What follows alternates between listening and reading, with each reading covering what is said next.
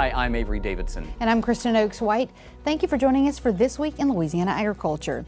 There are parts of Louisiana that have received more rain since January than during all of 2023. Yeah, granted, we had a drought last year, but for ranchers in northwest Louisiana, this is just too much all at once, and it's significantly delaying their first cuttings of hay. Despite what you see, this is not a pond.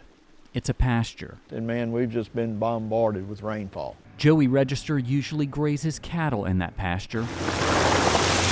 As he rides around his 1,200 acres near the Sabine River, he sees the brown ryegrass he never got the chance to bale into hay. Relentless rains are to blame. The ryegrass came on, looked good. We had ryegrass, clover, and vetch about waist deep, ready to bale. Had a backup plan. If we couldn't get it cured, to put up dry hay, we had a backup plan to wrap it, make haylage out of it. We'd never had that window opportunity to get in and bale it. Water cascades down a hill on Register's ranch, which has seen at least 18 inches of rain since April 29th. Normally this water comes up, but it goes down pretty fast. This is the first time in years that the water has stayed on this field for about 5 days solid. At Family Farm and Garden in Manny, about an hour south of Register, the windmill is the only thing staying busy. That means inside are a lot of farmers sitting around drinking coffee because they can't do anything in the fields. Megan Cook works part-time at the feed store and is a full-time rancher. Lately, her days have been repetitive. Just like this, raining every day, or at least every other day. Cook says during last year's drought, she had to sell off most of her cattle herd. She's down to 40 head. This year, she may be in a similar position, but for different reasons. It means possibly having to sell down some more, or outsourcing again like we did last year.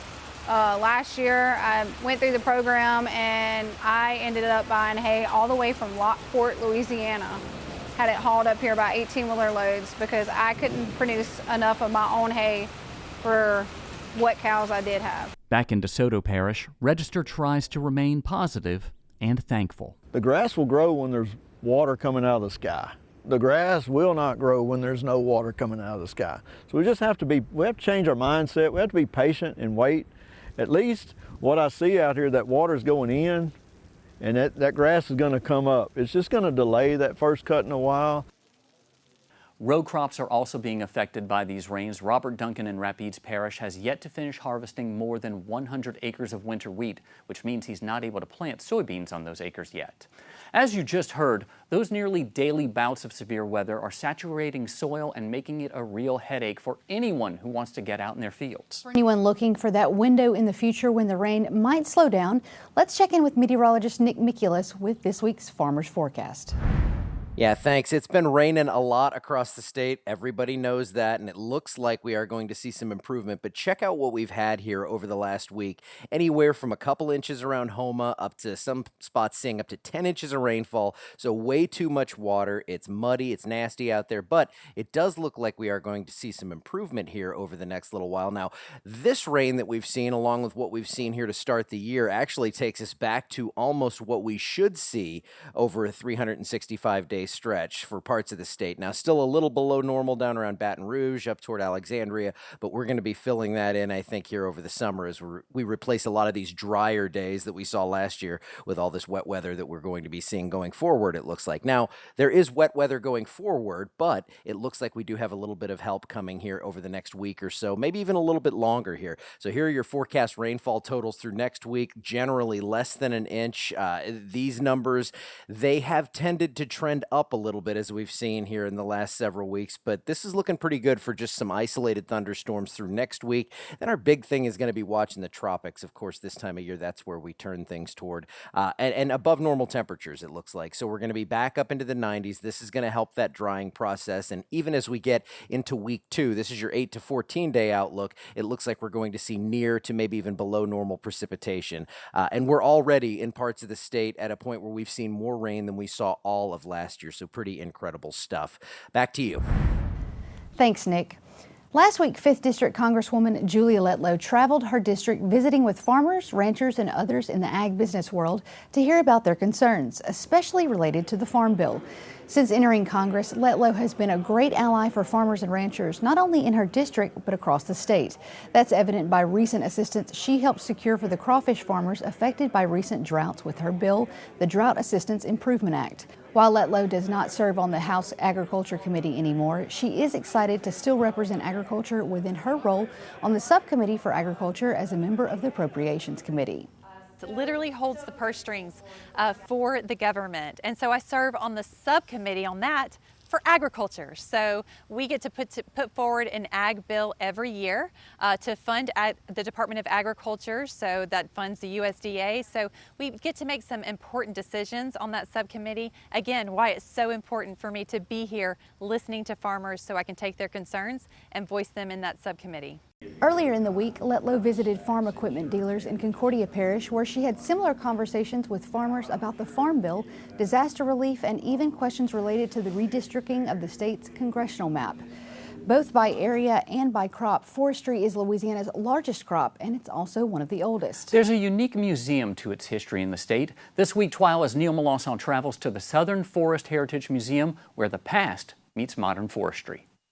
At the appropriately named Longleaf, there's a monument to the state's forestry industry. With more than 60 acres, it's hard to call it just a museum, but the Southern Forest Heritage Museum sits on a site of the former Crowell lumber plant, which was abandoned in 1969 after almost 80 years in operation. Well, our primary mission here is to preserve the culture and the heritage of early lumbering in Louisiana and the South, in particular what is referred to as the golden age of lumbering. Part of the reason for the longevity of the mill was due to this man, Henry Hartner, also known as the father of modern forestry. It was his idea to replant forest for both environmental and industrial reasons. He had actually had a collaborative effort with Yale University, which was the only forestry school in the United States at that time, to bring foresters every summer, forestry students every summer to Urania to study forestry. And he traveled around the country literally preaching reforestation, and that you could grow a second crop of trees and then a third. During its heyday, this mill was crucial to World War II efforts. While trains from this mill brought lumber to nearby Camp Claiborne, the real standout is that these beams were critical to the nation's D-Day plans. They had one of the last stands of virgin longleaf pine, and it was discovered that, of course, the longleaf pine was very, very durable wood, and so Andrew Higgins in New Orleans was developing what became known as the Higgins boats, or what everyone knows as landing craft during World War II. And this mill provided longleaf pine for the construction of these Higgins boats. This forest museum is also kind of a train museum, as locomotives played a key role at a time before interstates. This land was once a pond where the logs would be dropped off before heading into the mill. The most famous is Engine 106, which is now preserved to this day at the museum. The trains, the small engines, we have several size engines here, but the small locomotives would run what was called on the dummy lines, which would go out into the forest where the logging was occurring, haul them back to the main line where the large engines would then haul them to the mill to be processed. This planer mill is still in use as a wedding venue, and while its days as an active mill are over, the impact of this place and forestry holds into modern day, which is why the Southern Forest Heritage Museum has earned a spot on the National Register of Historic Places. The pace of change came for the mill faster than even the speeding locomotive, and it shut down in 1969. However, the relics here are an important reminder of not only the state's largest ag enterprise, but the importance of conserving the land and the history for generations to come. Reporting from Longleaf, I'm Neil Melancon. The Southern Forest Heritage Museum holds a festival every year in October. For more information, we'll link you to that on our website at twilatv.org. Learning to do, doing to learn, earning to live, living to serve. That's the FFA motto. Now imagine more than 1,000 high schoolers saying that in one room. Well, folks in Alexandria don't have to imagine. The Randolph Riverfront Center hosted the 95th annual Louisiana FFA convention. The theme this year was Amplify, and Amplify they did. But there were some quiet times, too, where members showed what they learned by doing experiments and judged on their presentations and work. And the State Officer Luncheon, which recognized the achievements of the young men and women who led the statewide organization, like Camille Saunier of Lacassine. One of our biggest themes this year is to amplify Louisiana FFA, and so to see over 13,000 members in our association, and we had 1,000 and something members here today at our session, and it's crazy to see the growth. I mean, I remember coming to convention my freshman year, and I look at it now, and just in those 4 years, it's so much growth. So many members are wanting to come together, and it's awesome, and it really is amplifying. It's really cool to see. Saunier is going to Louisiana Tech as an ag business major with a communications minor. FFA members elected new state officers at this convention. You'll meet them when FFA takes over TWILA. As we record this week's show, TWILA's Karl Wiggers, he's gone fishing. He claims it's for a good cause. So, Karl, where are you, and is this really a work function? Tell me.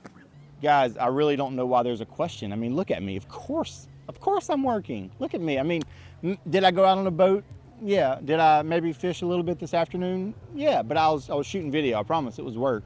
But what's happening today is the annual fishing rodeo. This is the gathering. Tomorrow's actual rodeo. This is what Farm Bureau is all about. Everybody's gathering together. We're about to share a meal and just really fellowship. And that's one thing that makes Farm Bureau events so special. And that's what makes this thing here in South Louisiana so great. There are multiple parishes, Terrebonne, Lafourche, St. Mary, Iberville parishes all coming together to have a great event like this, to raise money for some great causes.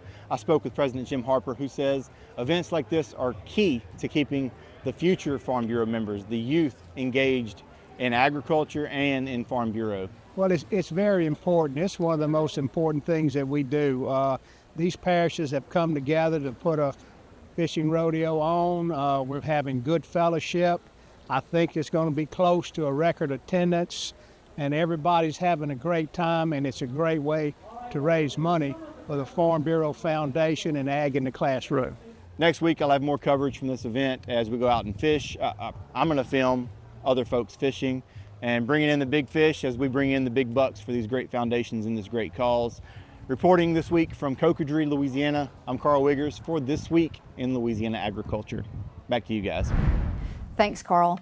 Before we go to break, we wanted to recognize the passing of longtime columnist Smiley Anders. Folks in the southeast part of the state might recognize Anders from his column in The Advocate, but as a young man, he worked right here at Louisiana Farm Bureau. From 1962 to 1966, Anders was the editor of the Louisiana Farm Bureau News.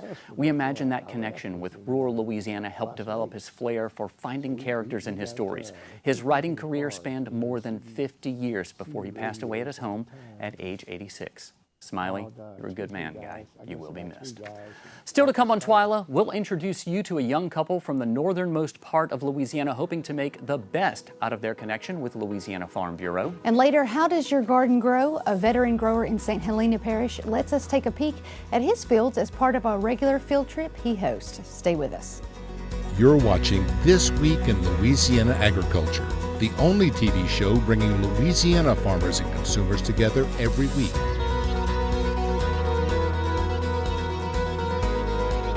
We wanted to take a look around the state at this week's crawfish prices, and this week we're heading to the big cities. In Baton Rouge, the cheapest we could find is at the new Rouse's on Florida Boulevard. They're $2.46 a pound live and $3.39 a pound for boiled. Heading down I-10, the lowest prices in the New Orleans area are at Michael's Seafood on Jefferson Highway. A pound of live crawfish will run you $2.39, while boiled crawfish are $3.29 a pound. And all the way up in Caddo Parish, the cheapest crawfish in Shreveport are at Brookshire's Grocery on Highway 80 East. Live crawfish is $2.29 a pound, and boiled crawfish are $3.99 a pound. These crawfish prices are brought to you by the Louisiana Crawfish Promotion and Research Board, which reminds you to always eat Louisiana crawfish and to make sure, ask before you eat. This week, we're kicking off a three-part series introducing you to the three finalists for the Louisiana Farm Bureau Young Farmers and Ranchers Achievement Award. The winner will be announced at the 102nd Annual Louisiana Farm Bureau Convention in New Orleans later this month. In our series in West Carroll Parish, where Wyatt and Arrin Bolding grow soybeans and corn on their fourth-generation farm in Oak Grove.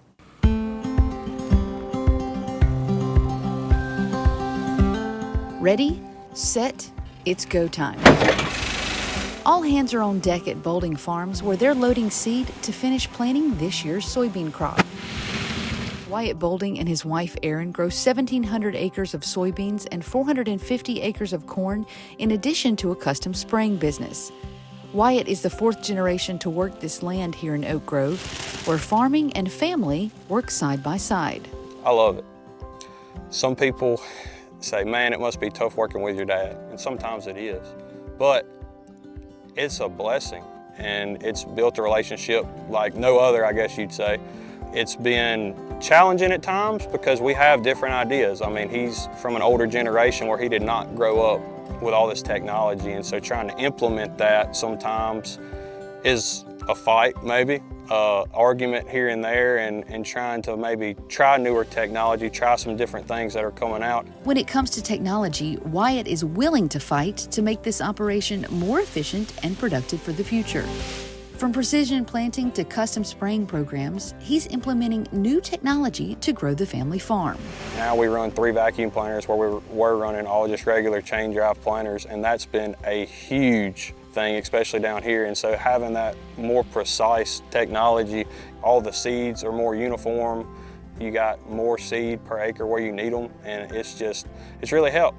Technology also helps Wyatt make this farm more sustainable. That sprayer, the technology on it really helps. You don't have to use quite as much.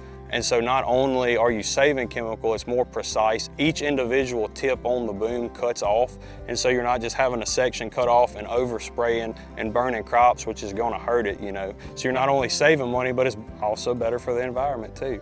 Sustainability is an important part of the farm plan, a plan that Wyatt and his wife Arrin work on together. When we met, I told her, if we get serious and get married, this is my plan, and I can't waver from that unless the good Lord tells me different.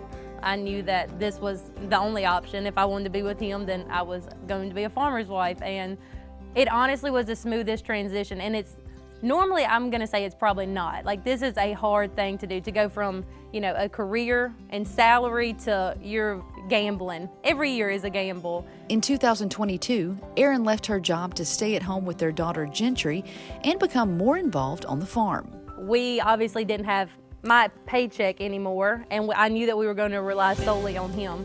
So with that being said, I dove headfirst into the market. I really made it a point for that to be my job, for me to do the research and know what's going on worldwide that's going to affect us very personally. We had just started harvest, and so I said, if you want to learn how to drive a grain cart and a tractor, be my guest. And she did, and she drove a grain cart and tractor the whole harvest of 22. To be out there with him and to see everything that he has to go through, all the breakdowns, the victories, the failures, everything, it just made me back up and realize, like, he's doing the best he can every single day. Aside from the day-to-day work to keep this operation running, Arrin says her faith is the most valuable contribution to the farm. The faith and the trust I have to have in God and in my husband to do this, and I have let go of a lot of fear because I am a farmer, and you cannot farm fearful. You have to be fully committed to it and just trust in the plan that's in front of you. Faith and family keep the Boldings moving forward to grow this farm for the next generation. She loves the farm, she loves what her daddy does, and she's going to be a next generation. She is a farmer's daughter, and I cannot imagine a better life for her to live. It don't matter if I'm having a bad day, if they call me and she says she wants to get on the tractor, I absolutely can turn it around no matter how bad a day you're having.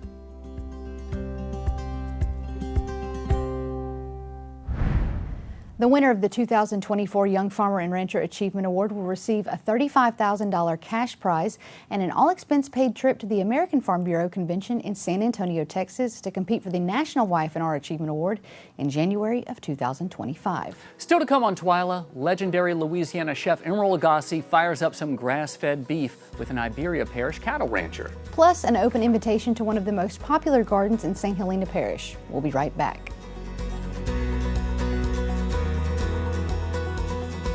While Louisiana has a lot of land ripe for agriculture, there are still many who have not seen it up close. St. Helena Parish gardener Warner Hall keeps his garden open not just for food, but for education. He invites gardeners, agriculture experts, and those who are simply curious to see his land in Greensburg multiple times a year for a field day of sorts. He shows off his rows of corn, sugar snap peas, squash, and much, much more. It's not just an Ag 101 classroom. It's also a place where even veteran gardeners and growers can share ideas. From topics like bees and herbicides to proper tilling techniques, Mr. Hall says it's a wealth of information worth sharing.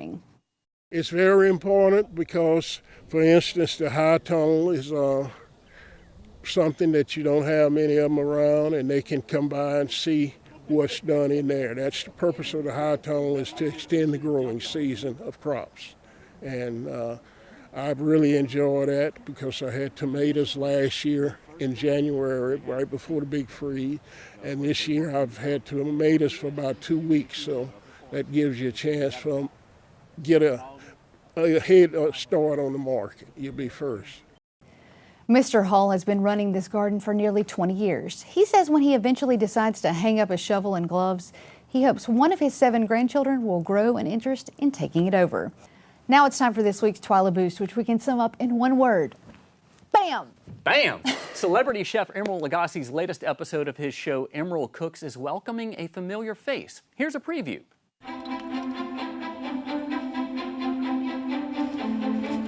No, that's what I'm talking about. Hey, how are you? Fine, and you? Shannon? Yes, sir. Absolutely pleasure. Joshua, how you doing? Nice to meet you. Hello, everybody. Emeril Lagasse here. Welcome to Emeril Cooks. We got a great show for you today because we have the Gonsolins in the house, Shannon and Joshua, and they do something very unique, grass-fed beef. Yes, sir. So tell me about the ranch. So we always had cattle on our property forever. That's a long time. It's a long time. And in 2006, we decided to do something a little different, and we decided to try to do the grass-fed beef compared to this conventional beef operation, and so far it's been working very well for us. That's Dr. Shannon Gonsolin, a veterinarian from Iberia Parish who co-owns Gonsolin Land and Cattle. In the episode, he and Chef Lagasse take a look at what makes grass-fed beef so good. And for those of you with good memories, Gonsolin was the very first guest on TWILA's Feasting on Agriculture with AJ Sabine. Well, you can drink that wine with the new segment that we're starting here on TWILA, Feasting on Agriculture with AJ Sabine. Hello, everyone, and welcome to Feasting on Agriculture. I'm your host, AJ Sabine. You know what? I love food. No, you don't understand. I love food. And in my quest to find the best flavors across Louisiana, it occurred to me, why not go where farmers get their food? So my journey has taken me here to Iberia Parish, to the Gonsolin Land and Cattle operation just outside of Laurelville. I'm going to introduce you to Dr. Shannon Gonsolin, a local veterinarian who has taken the farm-to-table movement in a whole new, tasty direction. Folks know I like to eat, so it's about that time, my friend. Let's taste some of this wonderful grass-fed beef. Shannon, what are we cooking up? We're going to cook some New York strips. Emeril Cooks is available right now on the Roku channel, and you can go back and watch all of our Feasting on Agriculture segments on our YouTube channel. Well, that does it for this edition of TWILA. Be sure to join us next week when we'll meet the next Young Farmer and Rancher finalist, Amanda Duyon from Lafayette Parish. Until then, you can watch all of these stories online at twilatv.org. Be sure to like us on Facebook, follow us on Twitter and Instagram. And you can see all these stories and more on our YouTube channel. Be sure to subscribe, turn on those notifications. That way you know when something new comes out. For all of us here at TWILA, thanks for joining us. We hope to see you again right here next week.